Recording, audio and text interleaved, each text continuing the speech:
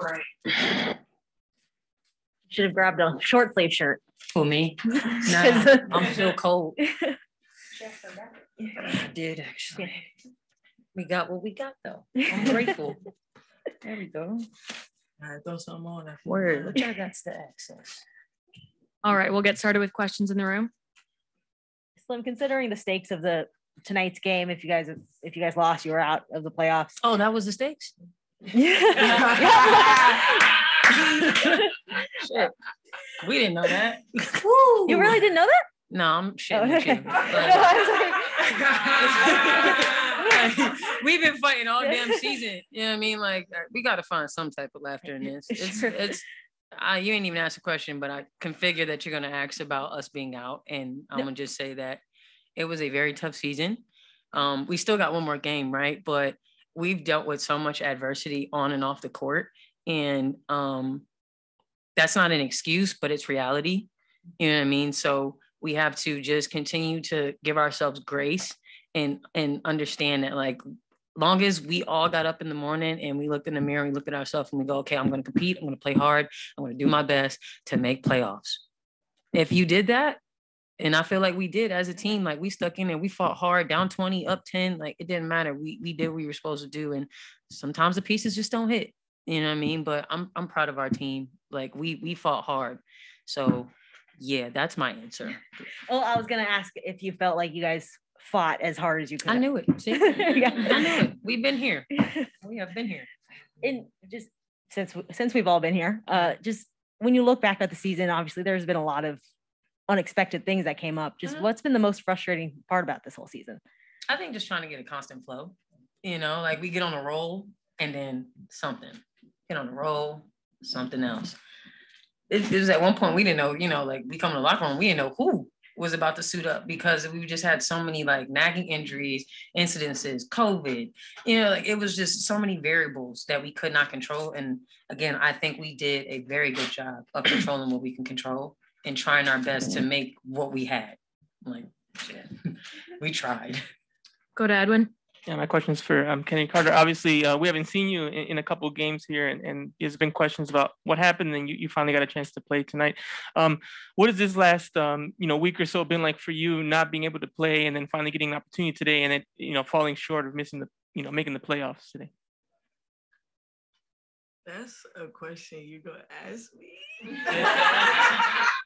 I didn't play, and now it's like I don't know. I mean, for me, like I love basketball. So just even getting the opportunity to be out there with my teammates, it made me happy tonight. I mean, I know we fell short, but I feel like I was able to get better. Sykes was able to get better. She was doing things I never seen her do before. JC, it was her birthday. She was doing crazy things, trying to get to the rim. So I think it was just an opportunity for me to get comfortable, me to play better. I understand you haven't seen me. Hopefully you guys will see me a lot more next season. On next game. Oh, yeah. Yeah. Y'all hitting me with the season over. That's how we open it up. Okay. I wanted to kind of piggyback off that since, now, like you said, you have one more game left. Mm-hmm. Are there things that you guys maybe wanted to try during the season that you didn't get an opportunity that you're now going to say, you know what, let's try some new things, now that everyone's in? Me, I think I'm just going to play free. Okay. I think I've been overthinking when I come into the game, and tonight was the first night that I could just say I just didn't think about anything. Just tried to make the right play every time I caught the ball. So yeah, we're going to approach every game how we've been approaching it. You know what I mean? Like we read the defense, we play our offense. You know what I mean? Like we're just going to keep doing what we did. Of course, we're going to try and go out with a win. Definitely. The fans deserve it. Hell, we deserve it. Y'all deserve it. We all been watching the same thing all season. So we all went through this together. Y'all might not have been on the floor, but you know what I mean? Like we all watching it. We all going through it. Did you guys both feel the support from the fans? For sure. Yeah, for good. Sure. Especially the people that are continuing to show up, still out there, even though we're not making the playoffs. Those are diehard fans. They mean a lot, yeah. So we owe them that for sure. Hi, ladies. You guys have had a unique year with losing players, coaches, the traveling. Thank you. Traveling situation. How has that affected you mentally and the team? I mean, you ever had a delayed flight? You had a game? I've actually slept in the airport, so I know the struggle. Yeah. And, again, it's not like we're using excuses. Again, it's like I just want to reiterate, like this is just the reality of what we're going through right now. This is not something that we see as a league, it's something that's going to keep happening because we can't keep having delayed flights. I think like one year, one team didn't play and got like fined. I forgot who it was, but it was because of flights. Again, things out of our control, but we can like kind of assist towards it. But that's a whole nother story for another time.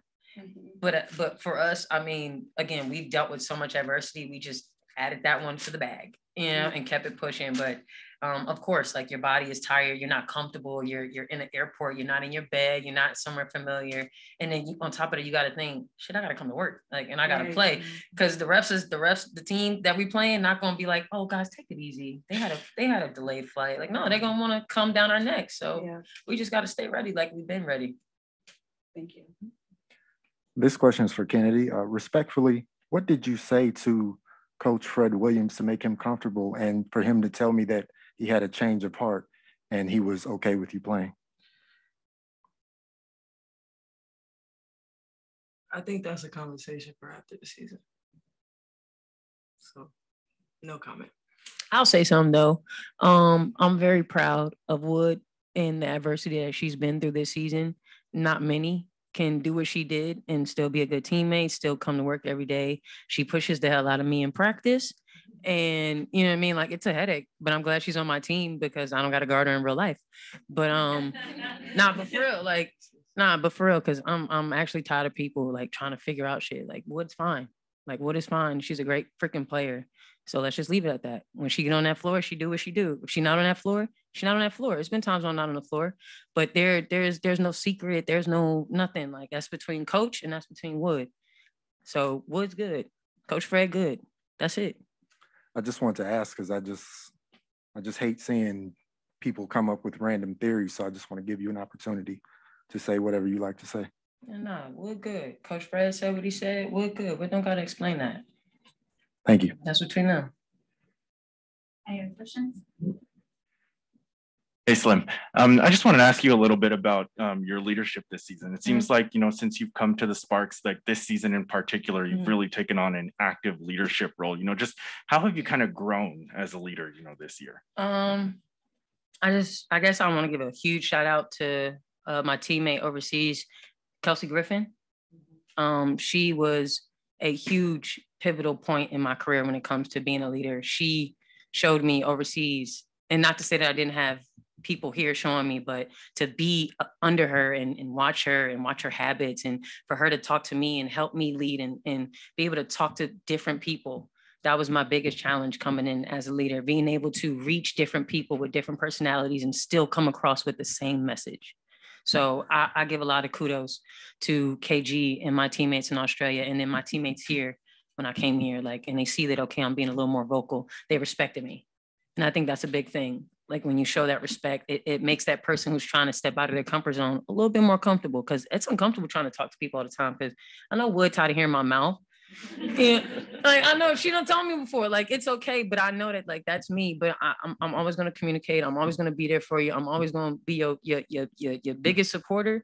And if you're doing something, like, I'm going to get on you, and I'm going to pat you on your back afterwards, because it's like, that's what you want. That's what I want. So I just try to be what I want somebody to be to me, and don't take none of that personal. So, yeah. Thank you. Thank you, guys.